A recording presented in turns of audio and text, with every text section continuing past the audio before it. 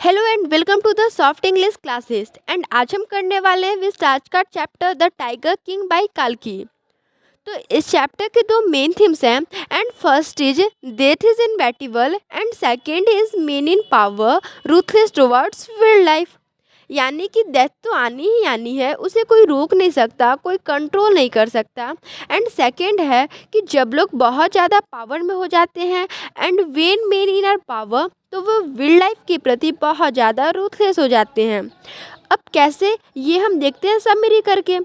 The story begins the introduction of the king, जो कि अभी 10 डेज ओल्ड है एंड उन्हें बहुत सारे नामों से बुलाते हैं, जैसे कि महाराजा प्रतिबंधमपुरम, जंग बहादुर एक्सेट्रा। तो जब ये पैदा हुए थे एंड एक एस्ट्रोलजर आता है इनकी भविष्यवाणी करने के लिए and he king will die. तो ये 10 डेज ओल्ड किंग बोलते हैं कि ये तो ऑब्वियसली है कि डेथ आएगी ही आएगी। कुछ सेंस तब होगी जब तुम ये बताओगे कि मेरी डेथ किस मैनर में आएगी। तो सारे कोर्ट में हैरान हो जाते हैं कि ये बात सुन के कि ना सिर्फ ये 10 डेज ओल्ड किंग बोल रहे हैं बल्कि is also ringing important questions and intelligent questions. तो प्रोफिट्स या फिर चीफ एस्ट्रोलॉजर बताते हैं कि क्योंकि this king was born in the hour of bull and tiger are enemies, इसीलिए tiger king will meet and his death through a tiger and the tiger king decide कि वो 100 tigers को किल करके अपनी डेस्टिनी को बदलेंगे एंड प्रॉफिट्स को prediction को गलत प्रूफ करेंगे एंड तभी उन्हें बुलाया जाने लगा द टाइगर किंग। तो जैसे जैसे वो बड़े होते गए and now that 20 years old उन्होंने पहला टाइगर किल किया एंड वो एस्ट्रोलॉजर के पास लेकर गए और वो बोलते हैं कि देखो मैंने पहला टाइगर किल ऑलरेडी कर दिया है।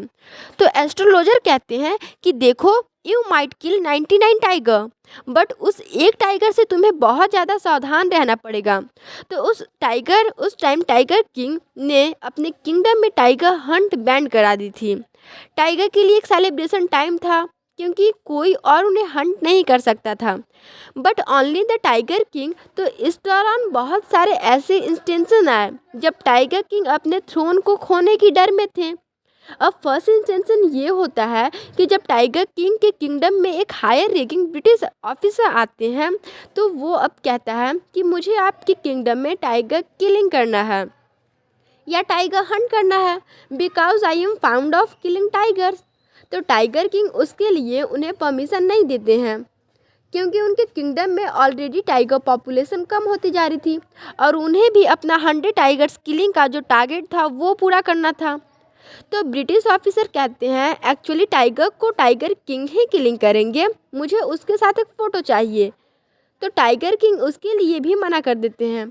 क्यों?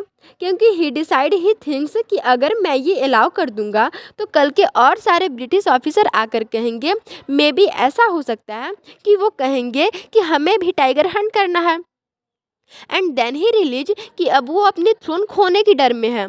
सो उन्होंने सोचा कि क्यों ना अपनी वाइफ को थोड़ा इम्प्रेस किया जाए कि उनका किंगडम खतरे में ना आए।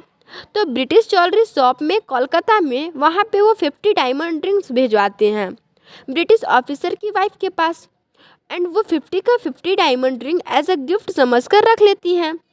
अब टाइगर किंग ने सोचा कि वो एक या दो रिंग अपने पास रखेगी एंड बाकी भिजवा देंगी but she kept 50 diamond ring with her. But अगले ही दिन टाइगर किंग के पास 3 लाख का बिल चला गया बट टाइगर किंग कहीं ना कहीं खुश थे कि चलो कोई बात नहीं, मेरे पैसे तो लग गए लेकिन मेरा किंगडम बच गया। अब धीरे धीरे उनके किंगडम में टाइगर पॉपुलेशन कम होती गई। तो टाइगर किंग ने दीवान को कहा कि तुम एक लिस्ट बनाओ जिसमें मुझे पता चल पाए कि किस किस किंगडम में टाइगर पॉपुलेशन सबसे ज़्यादा है एंड दूसरी लिस्ट ये बनाओ कि उस किंगडम्स में कौन सी एडिबल ब्राइड्स हैं जिनसे मैं शादी कर सकता हूँ।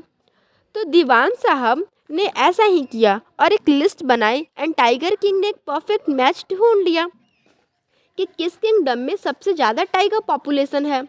अब जब वो कभी फादर इन लॉ के घर जाते हैं तो 5 से 6 टाइगर्स को किल करते हैं। तो धीरे धीरे वो अपने टारगेट के पास पहुंचते जा रहे थे। अब धीरे धीरे उनके फादर इन लॉ के किंगडम में भी टाइगर पॉपुलेशन कम होती जा रही थी। तब उनकी खबर आती है किंगडम से कि लोगों की जो शिप है वो गुम होने लगी है। तभी वो खुश हो जाते हैं कि टाइगर ने ही खोई होगी एंड खाई होगी उसे, एंड 3 साल लैंड टैक्स को वो डबल करा देते हैं। सो पीपुल स्टैकिंग मद्रास में उन्होंने टाइगर देखा था और इसीलिए उन्होंने सोचा कि टाइगर को लेकर आएंगे, फॉरेस्ट में छोड़ देंगे एंड अगली सुबह टाइगर किंग आकर हंट कर देंगे। एंड हुआ भी ऐसा ही। टाइगर किंग आते हैं, टाइगर को हंट करते हैं एंड टाइगर ज़मीन पे गिर जाता है एंड वो बहुत खुश हो जाते हैं कि मैंने अपना टारगेट पूरा कर लिए हैं। लेकिन जैसे ही हंटर्स टाइगर के पास जाते हैं तो वो मरा नहीं होता है, लेकिन उन्होंने ये बात किंग को नहीं बताई। And tiger king has a son कि उसका बर्थडे आने वाला है, तो वो मार्केट जाते हैं गिफ्ट खरीदने के लिए। तो उन्हें एक ऑर्डिन टाइगर जो है वो पसंद आता है एंड वो जब वो वुडन टाइगर को देखते हैं तो वो सोचते हैं कि ये परफेक्ट है मेरे बच्चे को गिफ्ट करने के लिए। तो महाराजा उसे खरीद लेते हैं एंड अगले ही दिन जब वो अपने बच्चे को गिफ्ट कर देते हैं तो उसके साथ बैठ के उस वुडन टॉय के साथ खेल रहे होते हैं।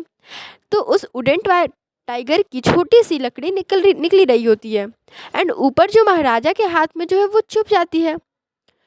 महाराजा उसे देखते हैं, उसे निकाल कर फेंक देते हैं, लेकिन उनसे ज़्यादा ध्यान नहीं देते हैं। अब उसका जख्म इतना ज़्यादा गहरा हो जाता है कि बहुत सारे सर्जन को बुलाया जाता है महाराजा को ट्रीट करने के लिए। तो सर्जन महाराजा को ट्रीट तो करते हैं बट बॉडी में इन्फेक्शन इतना ज़्यादा फैल चुका होता है एंड महाराजा फाइनली डाई। तो देन ये चैप्टर हमारा यहीं पे ख़त्म होता है।